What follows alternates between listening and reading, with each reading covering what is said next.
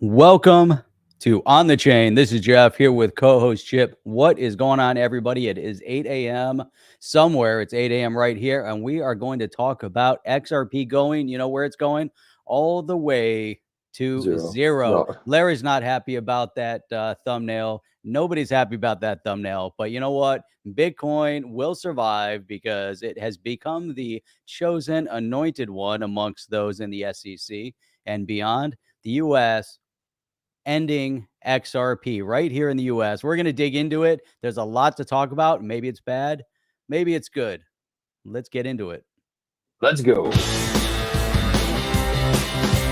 Welcome to On the Chain.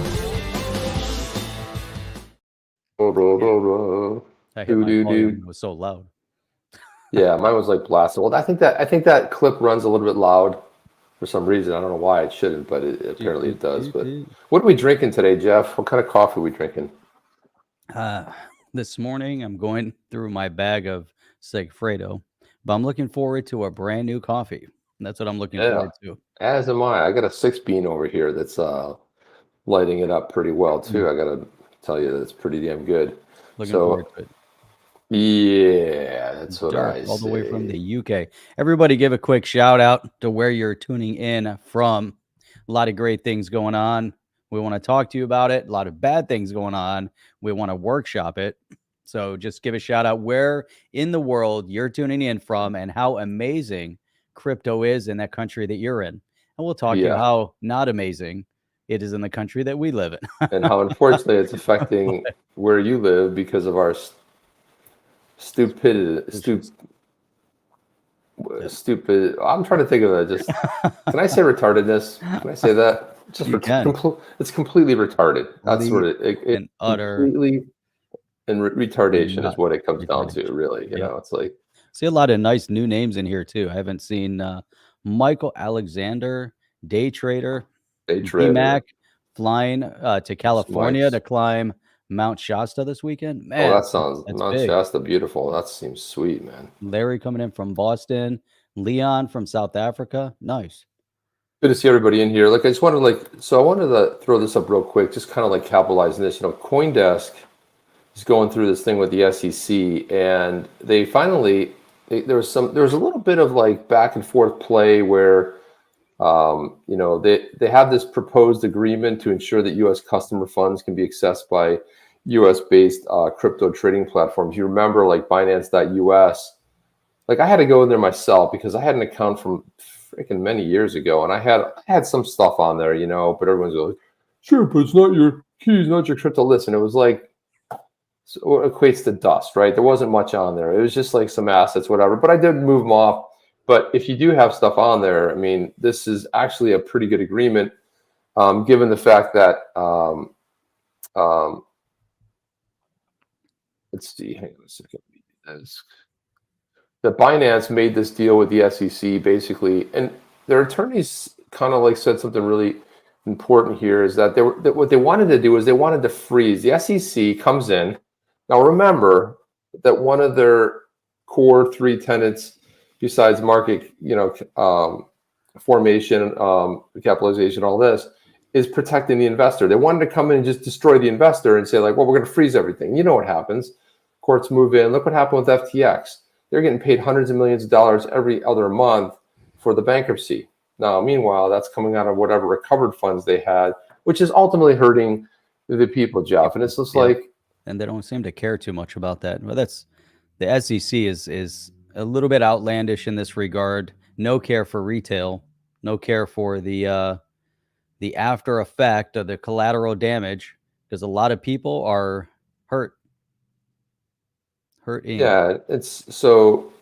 Amy Berman Jackson of District Court of Columbia told the parties, look, it'd be better if you guys come to an agreement and have some sort of a proposed stipulation than for her to have to go through and create an entire restraining order, which would then kind of limit everything to 2 weeks versus giving both parties sufficient time.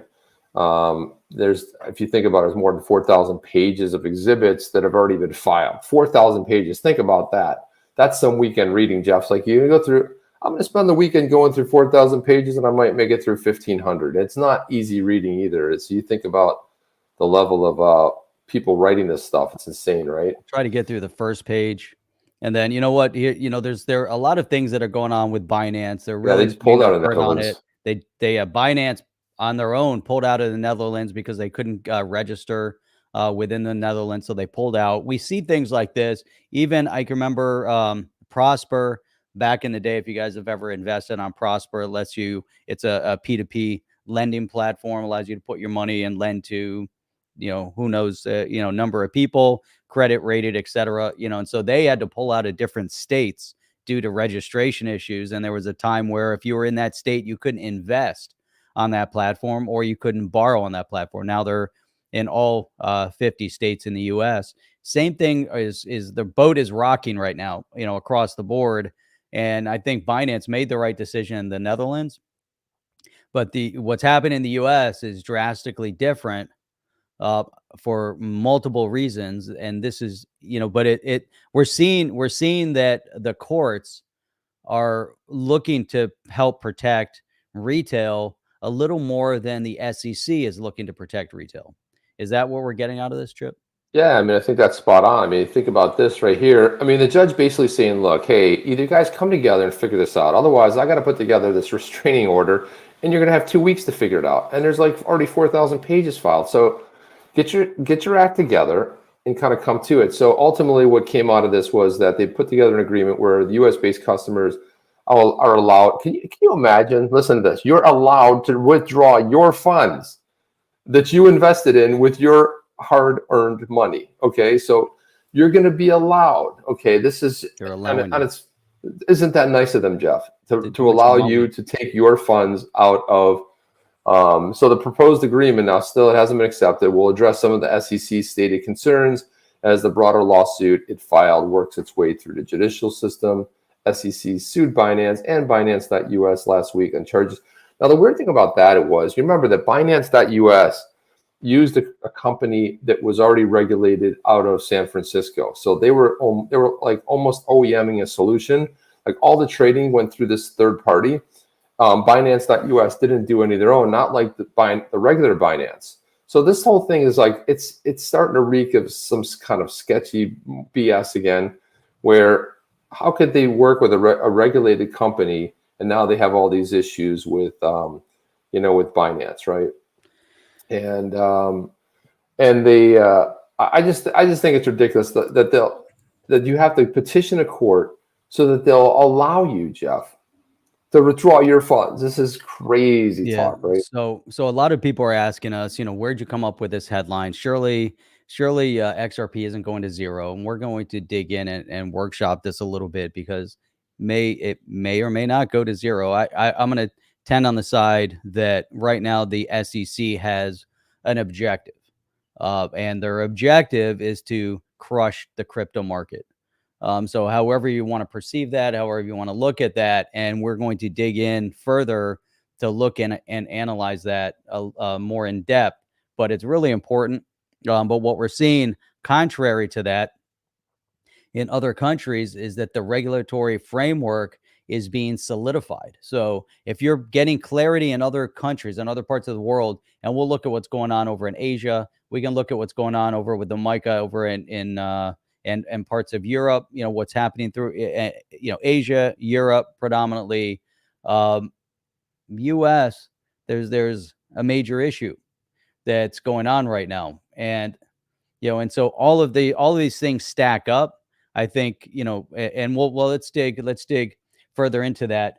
But Chip, I do want to say for all those that are here from the UK, I finally yesterday secured my tickets for the opening home game of Tottenham versus Man U on August 19th. So I'm super excited about that. It's gonna be an amazing game. Actually, my son's more excited than I am. I think he's the fan. So it's gonna be very cool. We're gonna be we're gonna be at the Tottenham Stadium. So Tottenham or Man U? We're good. He likes Tottenham. Yeah, that's what I thought. Yeah. So it's gonna be very cool. That was That's hard to awesome, do. man. It wasn't so easy to. Also, I've seen, but yeah, it's a lot of fun watching it in person, man. Been over there Yeah, and yeah. watching, enjoy it. It's fans like no other. Let's put it that way. Very Yeah. passionate. So here's a great comment right here from Day Trader. The U.S. will not be leading anymore when the SEC will go on, or nothing will be hanged on the dollar anymore. And you know what, Chip? All the things that are stacking up right now, and we have tons of great articles to get into, but it really seems like there's a concerted effort, even by members of this government right now, to elevate the status of the yuan, right? And we're starting to see that based on certain actions that are going on to slow down the economy in this country, purposefully crushing the innovative class, crypto, blockchain, pushing it offshore, while at the same time, we're starting to see the BRICS grow at rapid speed right now. So if you look at BRICS, now they have 30 countries on board. They have more that are coming, but it's beyond that, because we also see things that are going on in Hong Kong on the blockchain with crypto, with tokenized bonds and securities overseas, that just isn't happening here. So we're starting to see clarity and normalcy utilizing the technology in countries that you wouldn't anticipate it. And one of those behind that is China. So it's going to be very interesting to see, how all of this develops. So we have more on this. So Hey, by the way, for day trader, this is, I had something in the keep and I want to go a little bit deeper on it just because you brought it up, right? So this was like, we might get to it. It's like an adjunct story. I almost didn't plan to get to it. But since you brought it up, day trader, let's put it on here. So George Gammon, if you're not following George Gammon, phenomenal, right? So he said, you ever notice the global elite, the Malthusian cult members all have identical views on COVID, masks, lockdown, mandates, climate change, wokeness, Ukraine/Russia, censorship. It's obvious their opinions aren't opinions, but tools of manipulation, in parentheses, propaganda. And this was based on United Nations Secretary General Antonio Guterres proposed a global digital compact to push sweeping international laws against hate and lies online, right? So, and of course, though, the term and the definition of hate, and they'll tell you what is a lie. It's like, because this is the policy of truth, right? They're going to tell you that this is accepted, this is not. So how is it obvious they're not taking a page right out of the Stalin playbook? Doc Trader came in and said, hey, in Brazil, they approved yesterday a law about this topic. It'll be considered a crime to criticize politics and public figures in the social media. That's a shock, right? Because Brazil, look at how the country has gone right into the toilet in a matter of months, right? Yep. And an election that was didn't seem so on the up and up. But again, now you can't criticize this. We saw this in other countries, Jeff. But then Brazil and other countries in the third world always have a laboratory for bigger projects around the world. And the reason I bring all this up as sort of a precursor is because George Gammon brings this up. He says, yet the BRICS currency is going to dethrone the dollar. So who would you prefer as a counterparty? Brazil, Russia, India, China, South Africa, or the last choice, which is none of the above, because they're all worse than the U.S. Jeff, what do you think about his position here, his thought? No, so this is the failing part of the BRICS, is that the countries that are behind BRICS are not reliable. Their currencies have not been stable for a long time. You have major issues from a political perspective, just across the board, lots of issues. The problem is that the countries that they're bringing on board are also like-minded, right? So at some point, you have a clear division in the world between those that are like-minded with this group, that don't really care so much. They don't have the passion about making sure that their own economies are completely stable, because the populace isn't as significant as the leadership.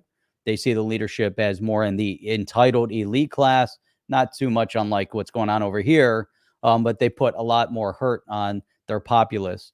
We haven't seen that level of hurt here yet, but it could potentially be coming.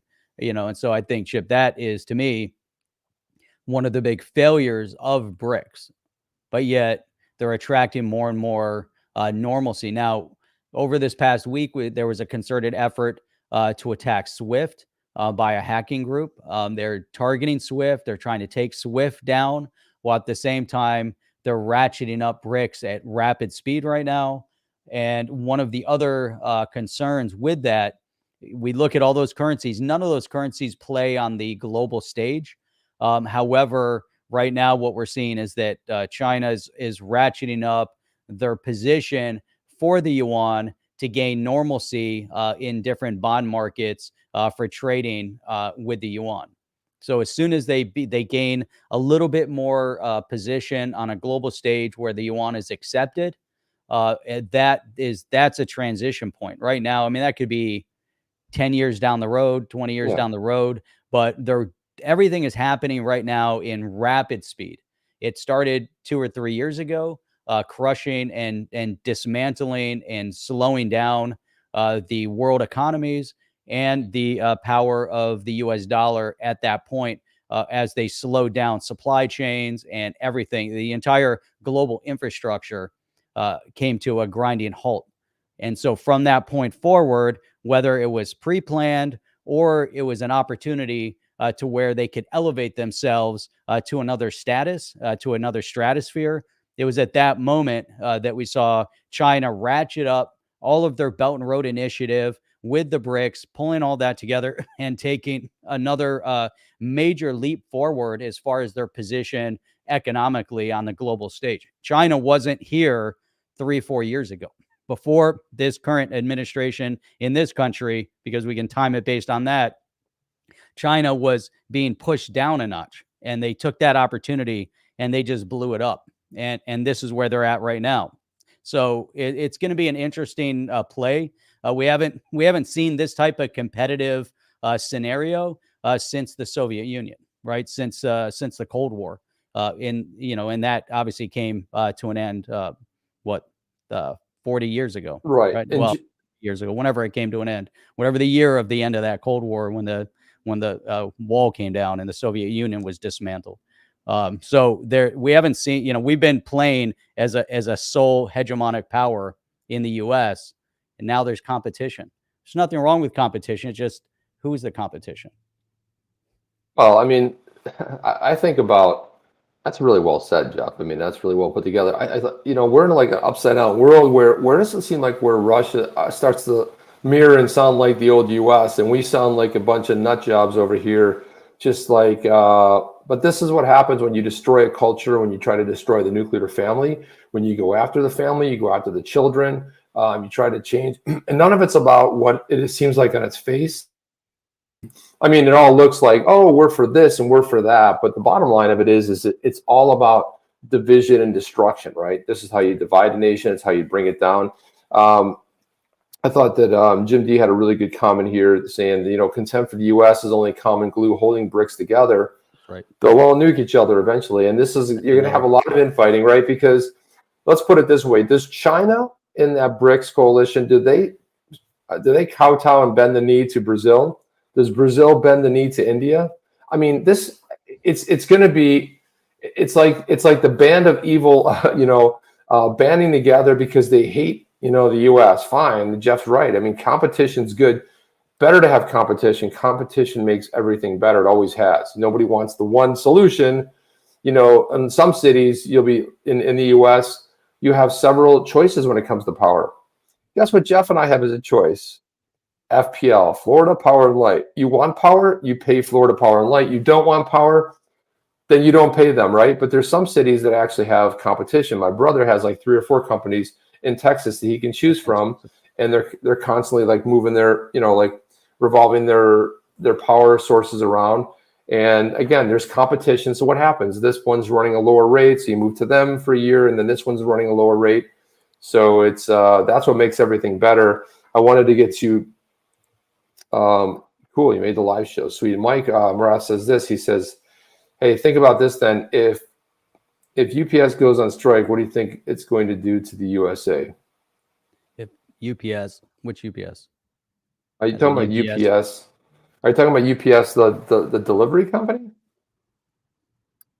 I think if UPS goes on strike, Amazon's going to step in. But That's right. I I don't. mean, yeah, I would think, or FedEx or anything else. Is that what you're talking about, think or is there a different it UPS? might be a different UPS, which to this point, and then we'll go on to your topic there. But here's, interesting article that came out 2 days ago. Asian Development Bank completes blockchain trial for a cross-border bond settlement. That's a big deal, and we're starting to see a lot of growth, a lot of development in the space. But here, within the Asian region, the +3 in the Asian region represents China, Japan, and Korea. China big with their Belt and Road Initiative, and that was to gain more regional influence. So yeah, so if UPS goes down, Chip, I think Amazon's stepping in. Amazon's right there on their heels with their trucks. I think it could definitely slow down supply chain to an extent. They obviously, have, but then we'll see what happens. We'll see what happens. I'm not fearing it at all, but I wanted to get to this next big story because this is something that dropped yesterday. It was a little bit out of the blue. Sweet. Appreciate all your works, gents. Got a Yeti to support you guys. We really appreciate that, guys. And so many people that were never into NFTs that got an NFT. And Jeff and I are getting pretty excited because we are very close to announcing the real world product that's going to be coming out with the Badass Yeti brand name, because we are building a brand around the Yetis and building in some utility. And we've got some exciting news. I'm kind of teasing it right now because I want to make sure we're ready when we're ready to drop it. All right, I'm trying to hold myself together here. But we're also going to be releasing. We've got the Blue Tribe right now. The Blue Tribe, there's only 589 of them. They are very, what's the word? Rare.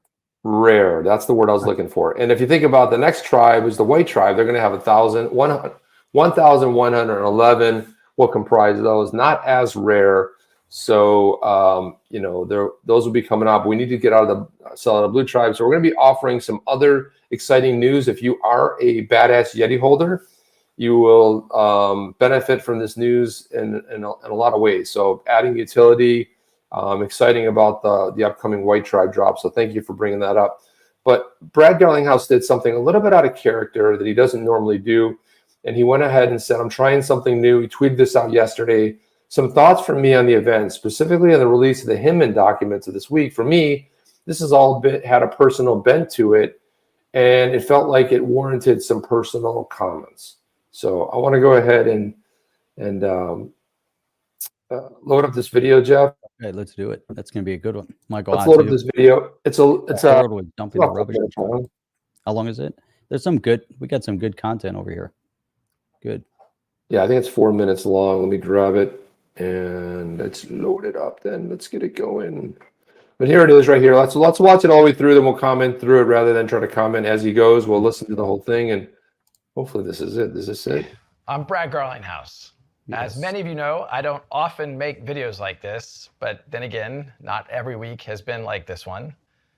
A few days ago, after 2 years, 7 court orders, and over $100 million in legal bills, the Hinman speech documents, including internal SEC emails and comments leading up to this now infamous 2018 speech, they've finally been unsealed. Hinman's speech created new factors to determine if a token becomes sufficiently decentralized to no longer be considered a security. At best, these documents show that senior officials at the SEC couldn't agree on the law and told Bill Hinman directly he would confuse the public even more about the rules for crypto. At worst, they show that Hinman deliberately ignored the law, and he tried to create new laws, something only Congress can do. And while he was a public servant, Hinman received millions of dollars of payments from his law firm, which was part of an alliance with others that had a vested interest in this speech.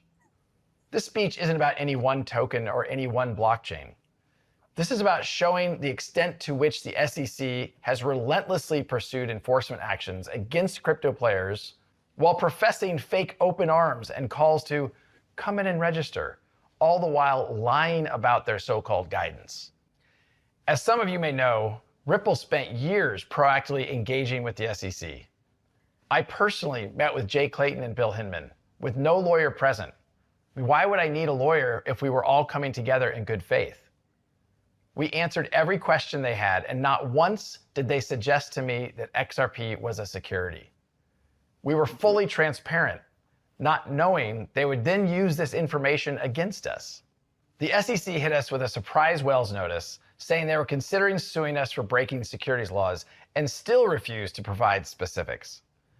To those that have recently been hit with their own Wells notices and lawsuits, this likely sounds all too familiar. When the lawsuit did drop against us, days before Christmas, a very Grinch-like touch, they made it personal. They sued Chris Larson and they sued myself, alleging we should have known all along that XRP was a security. You can now see plain as day, they couldn't even agree amongst themselves. And to me, it still seems like they can't. What we saw play out in our case is exactly what's still happening.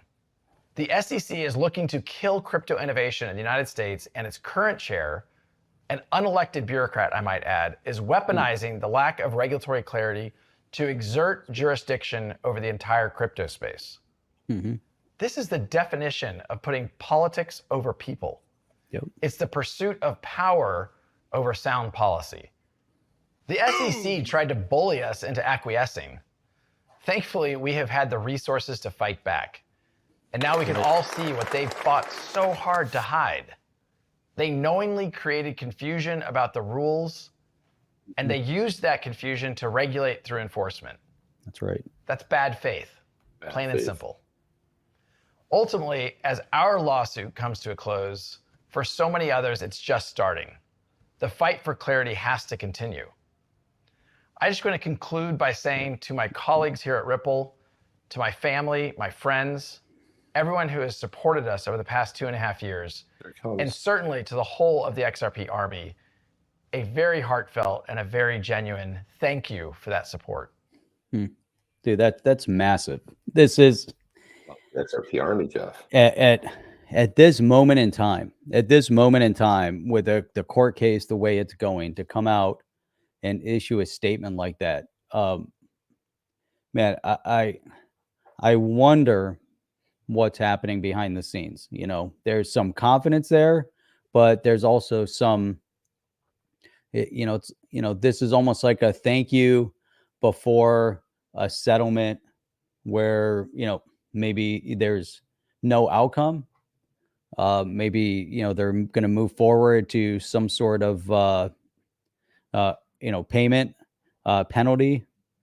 I'm really wondering, what the timing of the release of this. But overall, Chip, and get your opinion on that, the commentary that he put forth is so spot on. The unelected bureaucrat trying to seize power.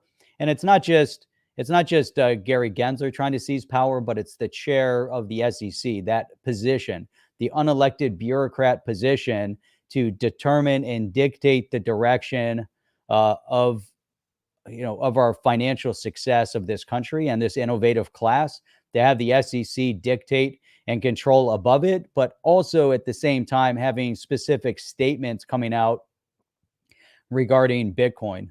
And we saw this even little spattering of the Bitcoin conversations amongst some of the senators and congressional representatives that are also pro-crypto, but they kept talking about Bitcoin, and we know who those are. But Chip, one of the things that he brought up, confusion and control. If you sow confusion, you can control. What are your thoughts? Yeah, I mean, I think the other thing here, I think that really probably deserves a lot of credit here is that you got to give Ripple credit. Okay, first of all, they didn't bend the knee, they didn't run and hide, they fought it head on, right? They fought it head on. And then we had somebody like John Deaton step in and say, wait, this doesn't pass the smell test. This doesn't sound right. And then and representing, the XRP holders. But just think of it like this. How different would today have been if Ripple had been like trying to appease the SEC? What can we do? And they didn't. They stood up to the bully. And Brad said in there that, he said many times they have the resources to do so, to absolutely take this on.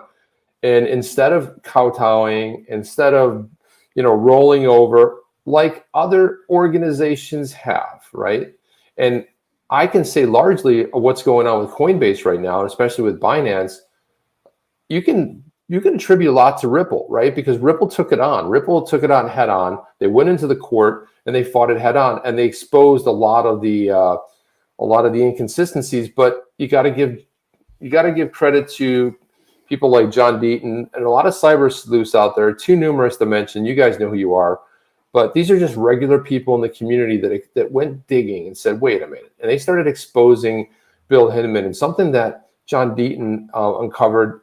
Bill Hinman's deposition was unsealed, and they asked him a specific question. John Deaton predicted this back in March, that if he was ever asked the question if he knew about the Simpson Thacher, his old law firm, Bill Hinman knew about that, along with the Ethereum Alliance, he would deny it. And of course, he highlighted right exactly what he said. Did you know about this? Oh, I didn't have any idea. How did you not know? Especially when you go back to the Alibaba, going back to those days in 2014, and a lot of things have transformed around that. He knew, he was very intimately involved in these types of opportunities, but he didn't know that. So I think that ultimately, people are now, you have Coinbase calling for an investigation. Well, guess what? Empower.us called for an investigation over a year ago. John Deaton was leading the charge. Jeremy Hogan, a lot of the attorneys that we rely heavily on. So just thank God that they just said, hell no, we're not going down. And it's a good thing they had a war chest to fight it, because we've heard numbers floated anywhere from 150 million to 200 million in attorney's fees, Jeff. Right. But they haven't won anything yet. Nothing's happened. And we don't even have a decision on this yet. Yeah, that's a solid point.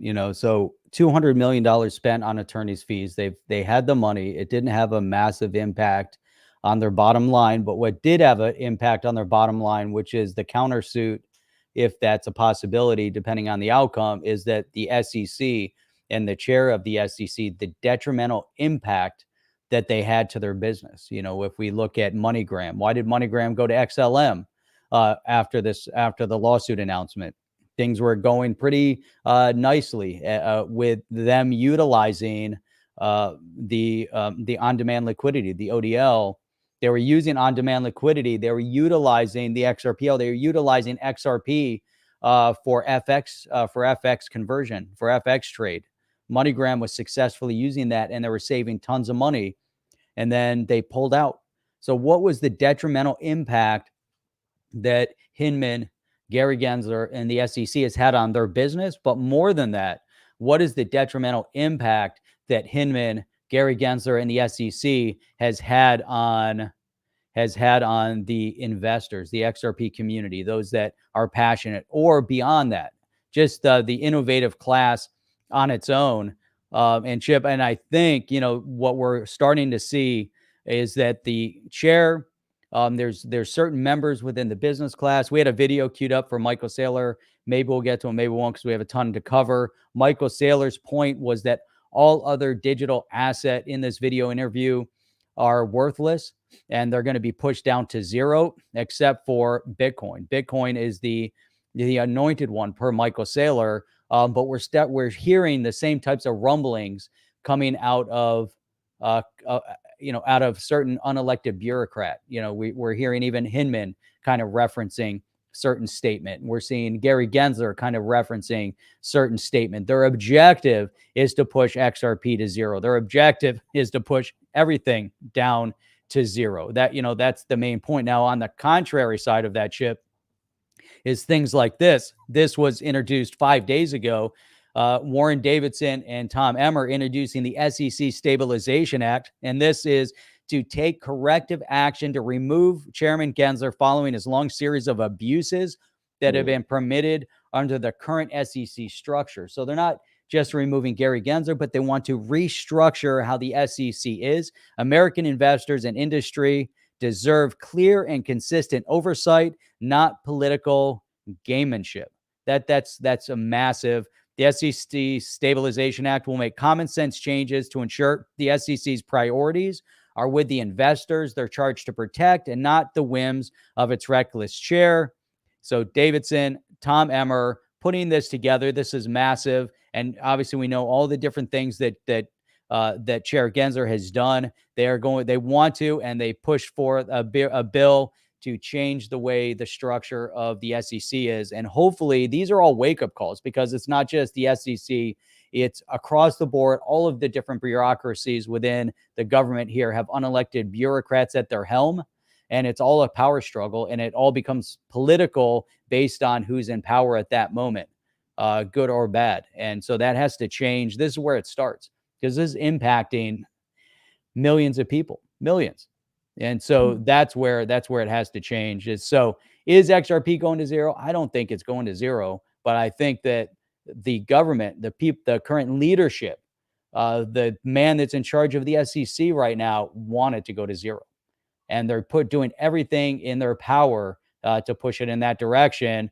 What happens in the U.S., Chip, isn't going to impact the rest of the world, because we just mentioned that all over the rest of the world, you're gaining normalcy and clarity. And the crypto industry is alive and well. Alive and well, Jeff. And look at this. So just so you guys can get so Warren Davidson, as you're going through that, tweeted out this visual to kind of help us sort of visualize what this means, right? It's a bunch of words. But he said, so basically fire Gary, hashtag fire Gary, and depoliticize the world's biggest and best capital markets. This should be unifying, nonpartisan plan to restore focus on the mission. So who will be the first Democrat to co-sponsor? Tag someone. So this is what it looks like if we kind of take a visual of this. On the left-hand side, the old structure looks like this. So you have the SEC chair, which sits above the 4 commissioners, right? And on any kind of a vote acts as a vote. So you end up with a majority vote, like a 3-2, which is what ended up happening against Ripple when you had Jay Clayton breaking party ranks and voting for the lawsuit. On the right side, this is the brand new structure. So the idea is that you'd have a balanced commission. You see 3 in the red team and 3 on the blue team, so it's balanced. And then you have an executive director. But again, the power is removed. This is actually the structure that very similar to how it used to be, and how it was intended. It wasn't intended to have an unelected bureaucrat interpreting a very what they had no idea of in 1933, 34, or 1947 Howey test. No idea what digital assets were going to be. They barely had their focus on the U.S. dollar at that point, right? I mean, back in the 30s, they were instructing people to turn in your gold, right? This is the kind of stuff that was going back on in the 30s, and they were creating this sort of legislation. But that's kind of what it looks like. It's a lot easier to sort of visualize this one.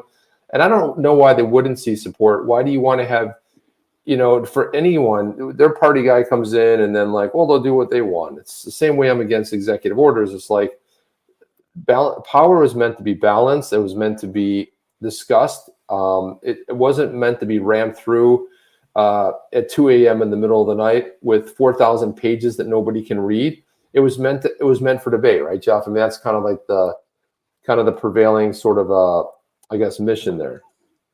That's right. Yeah. So, I mean, there's a ton to this, and just looking through the, some of the commentary that we have here as well. So, Adrian was saying, Jeff and Chip, you forgot James. I never forget James. Never forget James. Yeah, he's amazing in the space. He's done some phenomenal things for this space. Here's Jim D. XRP goes to zero only in dollar trading pairs as it replaces the ruined dollar. Awesome. And Jay kept saying, why is it going to go to zero? Why, what's going on with this? And so this is what they would like it to happen. This right? is what they would like to happen. This is their agenda. This is what they're pushing for. That's why we have to be very cognizant of what happens. And you know what? Voting has consequences. I think that's really important. It does, and that's why elections need to go to the blockchain. So one person, one vote. That's what it really needs to do. There's something that I wanted to share here, but it appears that there is a member of the Blue Party. This is Ritchie Torrest, and I have to give him a lot of credit, man. It's because it's very incredibly difficult if you're in Washington and you break ranks with party. You are considered an outcast. You are considered beyond a rule breaker, but all your actions hurt the party as a whole. And you got Ritchie Torrest coming out here And this is exactly what he says. So he was talking about this FSCDems hearing this week. The members of Congress are elected and accountable by the American people.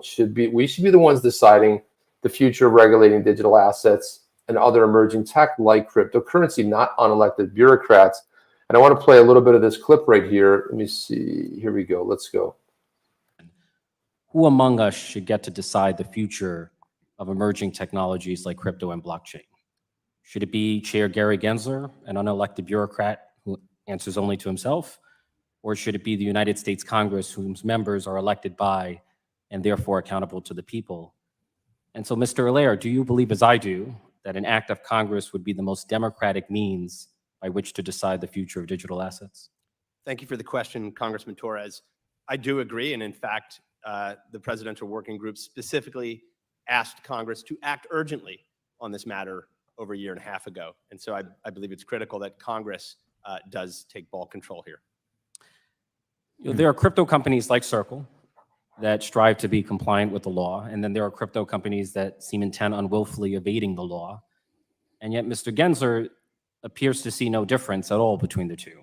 He treats them all as one and the same. His enforcement has been indiscriminate in nature, which brings me to the lawsuit against Coinbase. Mr. Garrison, if the SEC sincerely thought that Coinbase was operating an unregistered securities exchange, then why on earth would the SEC approve Coinbase as a public company? Or why would the SEC not at a minimum require Coinbase to disclose its status as an unregistered securities exchange as a material risk to the investing public? Do you see a contradiction between the SEC's 2021 approval of Coinbase as a public company and the 2023 enforcement action against Coinbase? I do see a contradiction. As part of the filing review process, taking a filing effective under the securities rules requires a public interest finding. Typically, a public interest finding, it's a very loosely defined term, but you might argue that a act by the company that is inconsistent with securities laws, what might be not in the public interest. And I want to interject, the SEC made the following statement in the Coinbase lawsuit. It said, declaring effective a Form S-1 registration statement does not constitute an SEC staff opinion on or an endorsement of the legality of an issuer's underlying business. So when it comes to S-1 registration, the SEC is asserting that it has no opinion. Jeff, this is so something weird about this, right? So they're actually coming out. They're just making stuff up at this point. Now, Coinbase said these are all the digital assets that they listed. They listed them all. They talked about their staking. The vigorous review, no problem. They're like, well, just because we approved, you go in public doesn't necessarily mean we were in agreement. This is some cockamamie bullshit, Jeff, right? I mean, come on. Yeah. It's you know, I'm glad to see Congressman Torres come out on this. He seems very level-headed. Yeah, absolutely. You know, he's a member of the blue team. Darren Soto was very much in favor of crypto with the Token Taxonomy Act, the way he worked with Warren Davidson. Not sure, you know, where Darren Soto disappeared off to in the latest acts. But I like to see Torres stepping up like this. It's important to see members of both sides step up when something is wrong and something is detrimental to the economic infrastructure of this country and to the opportunities presented to people that live here. Both sides need to step up. I don't see a lot of people on the blue team stepping up. We don't have enough people on the red team stepping up either. You know, it's always the same group. I mean, there's some others that come in as co-sponsors, the same, you know, number, but it's always Emmer, it's Davidson. These are the leaders right now in the party as far as crypto is concerned. I would like to see Torres have a more active role in legislation for cryptocurrency, hopefully positive outcome legislation to join with an Emmer or a Davidson. And hopefully he's even joining on maybe as a co-sponsor to the restructuring of the SEC. And that's possible. That way, you know, we could see that it's a bipartisan issue and not just a partisan issue as to why they want to restructure the SEC, that it's not a power grab, that it's actually a resetting of the power structure. And I think that that's really significant. It would be amazing if we could have Congressman Torres come on the show. And so it's going to be worth a reach out to them and play this segment to them and see if they'd be willing to have him come on just to talk about crypto. If that's a possibility, it'd be amazing to really get into that conversation. And then what happens after the fact? What happens when they leave the room? What kind of outreach was there to him to say, hey, you know, this is amazing. You know, can you do whatever? You know, that I would love to see that. You know, we're starting to see some momentum. It's just not enough momentum. We need more. No, there needs to be a lot more. No, it's not enough. And so basically, this Ritchie Torrest, this tweet right here, we had a really great response and some really good insight by none other than Jeremy Hogan. But Jeremy Hogan put this out. He said, you know, based on what Ritchie Torrest said about the unelected bureaucrat, he said, the U.S. Supreme Court agrees with you. See West Virginia versus Environmental Protection Agency, the major questions doctrine. And this is there's a lot of going on with this as far as, here, let me just go ahead and zoom out of this a little bit. Let me try to zoom out of this. There we go. So the major questions doctrine is a principle of statutory interpretation in the U.S. administrative law, which states that the courts will presume that Congress does not delegate executive agencies, in this case it would be the SEC, issues of major political or economic significance. And what we have going on right now with the major significance of a new emerging, and you can say it's new, we're 11 and a half years into this digital asset experiment, but it's such a major deal. And it's like, it was handled so differently when the internet came out that you're not going to just go ahead and, you know, the courts are going to take the side that, hey, Congress would rather write legislation on this. And according to retired DC Circuit Judge Thomas Griffith and Haley Proctor, the seminal statement of the major questions doctrine comes from the FDA versus Brown and Williamson's Tobacco Corporation in 2000. And here's a quote from it. It says, we must be guided to a degree by common sense that the manner in which Congress is likely to delegate a policy decision of such economic and political magnitude to an administrative agency. And this is what happened with the court ruling that happened in July from the Supreme Court of July of 2022, which was West Virginia versus the EPA. And that what came down there, what we saw happen there, and that's why that's huge for what's going on now, is we saw the EPA starting to make mandates where they didn't have any basis. And again, nothing different than what Gensler is doing, is they were interpreting the law to say, okay, we can force companies to do X. Well, where's the mandate from Congress? Where is the law? Well, it's interpretation. Great. You don't have, this is that fair, the major questions doctrine, which is thinking that why would you let one person that's unelected have that major power to sit there and interpret versus what Congress would do to set policy around that? And Jeff, you brought this up before. Policy doesn't happen overnight. Unfortunately, it has been slow rolled. There has been, you know, we did just see a balance shift in the House of Representatives in January. We do see a bunch of hearings coming out. We do see bills being bantered about, but guess what? We don't see anything moving. We don't see any policy votes getting it out, actually putting it on the floor for a vote. We haven't seen one of these bills get to the floor, get out of committee, and actually have a vote.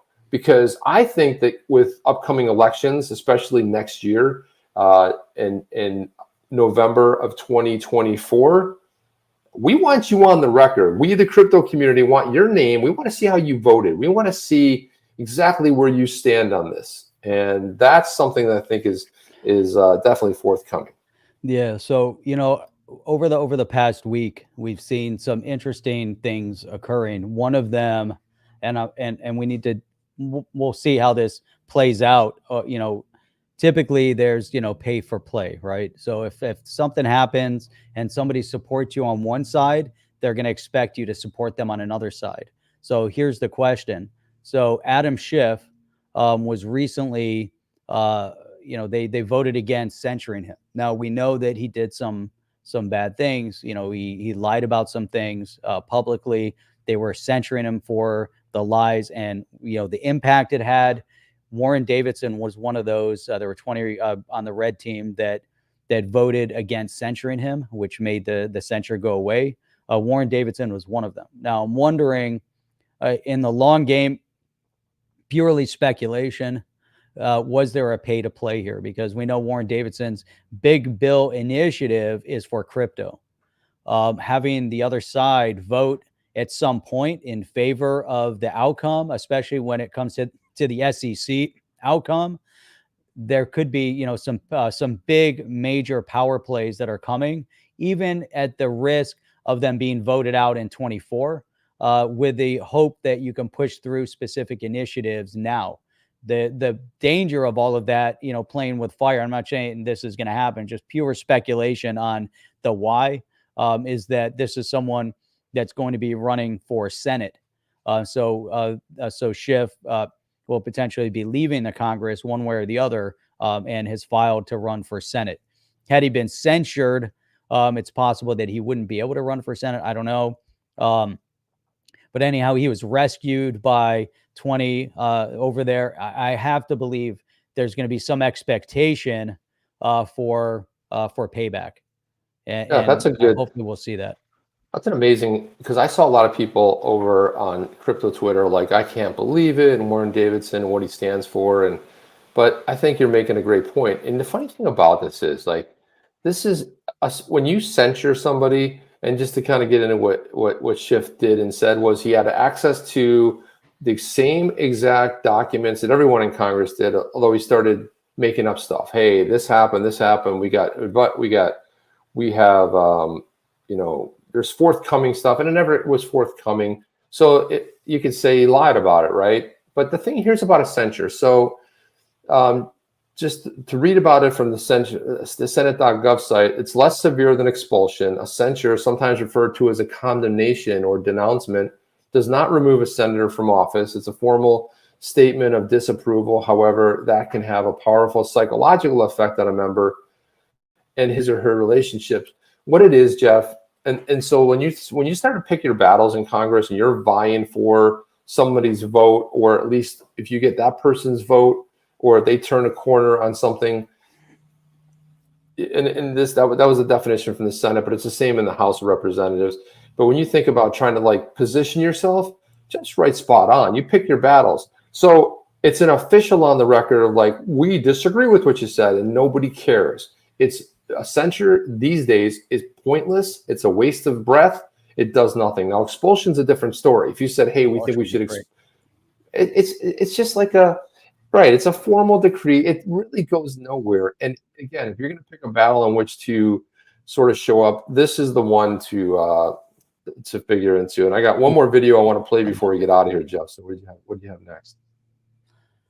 One more video. What's the video? Let's go. Let's go. This is Oskar Arnarson, who put together a classic video that actually broke the internet the other day.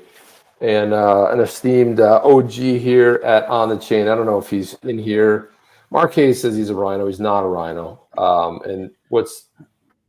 No, he's not a rhino. Somebody who's like for standing up for freedom across the board. No, but there's games you got to play, man. There's reindeer games that have to be played, and rallying around a censorship, whether you're going to censure somebody or not, is absolutely meaningless. So that's my opinion on it. But. Yeah, it's all for the public eye. It's just for the media hype, and right. that's the pathetic part about it. All these guys at the end of the day, which is why you see the blue team and the red team, they fight it out in the public eye, and then they all go to the same parties.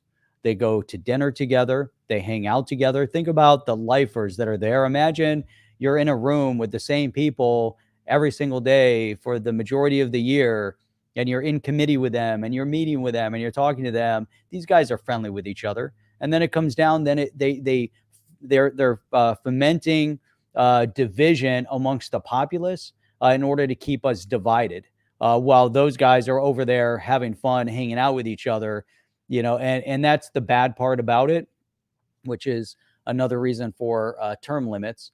You know, you have term limits, it keeps that out of the purview. But at the end of the day, like what Chip is saying, sometimes there's going to be pay for play. If that's not the case, again, it's pure speculation in this scenario. But the whole thing with a censure, it's like, oh, look, we censured him. Okay, what's the outcome? What's going to happen?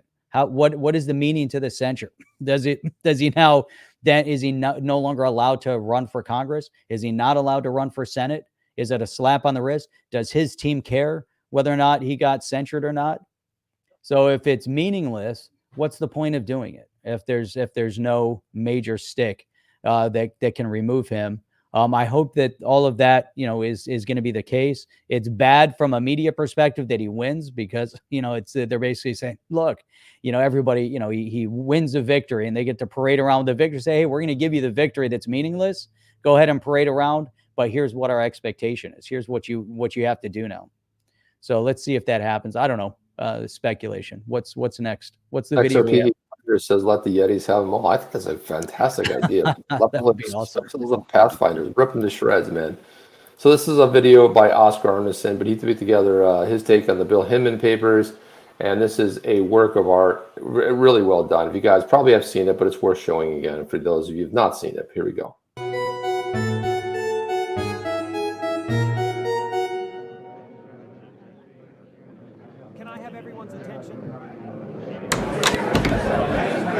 Listen, everybody. Listen, everybody. Listen, quiet. We need to decide what he'll think quickly. I want to hear everyone's ideas. Let's just see what sticks. Pamela, what you got? I don't know. Couldn't he just talk about, like, the duck test? The what test? The duck test. What the fuck is the duck test? Well, if it quacks like a duck and it walks like a duck, it must be a duck.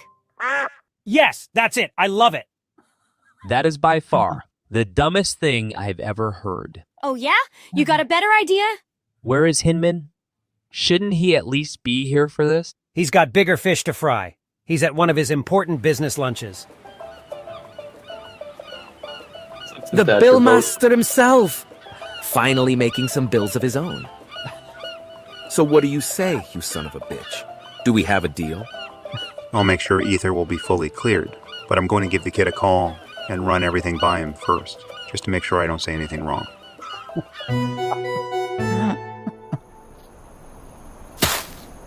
Oh my God.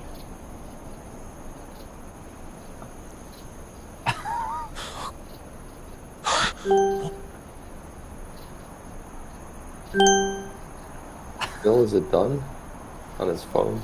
Yes, the documents are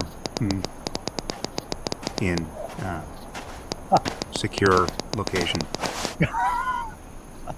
No, it can't be.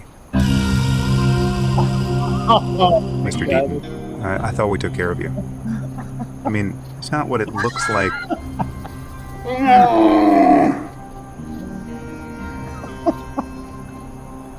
He's not worth it, John.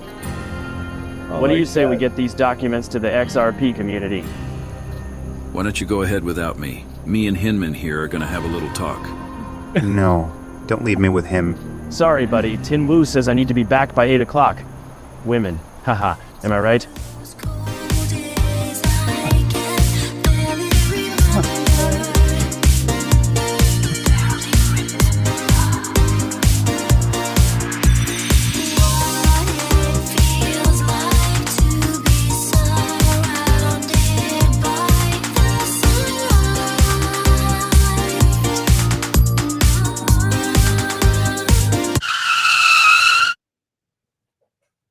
Oh no!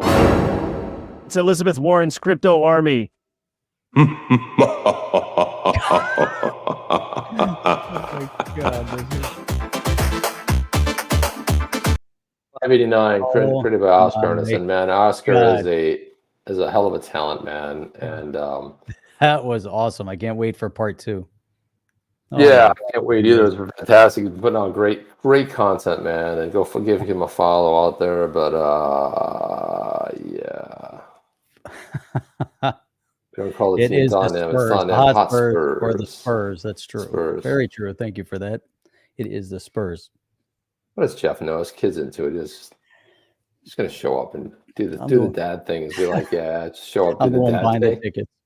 You know what I mean? Buying the tickets, fronting the money, man. And they're not cheap either, right? Am I right? Oh my God. It was it's insane. Expected to pay on a game that, yeah, It's crazy. Yeah, I mean, it's insane. I mean, it's like I'm always shocked at that. But yeah, so we had a lot of great reactions to this, and it was funny because Jeremy Hogan, I had tagged him in the tweet, and he had said, Thin Vu said that. He goes, I just said that to her last week. I'll be in home by 8 o'clock. Oh, that's so freaking funny, man. That was awesome. That was great. Yeah. Oscar, part 2.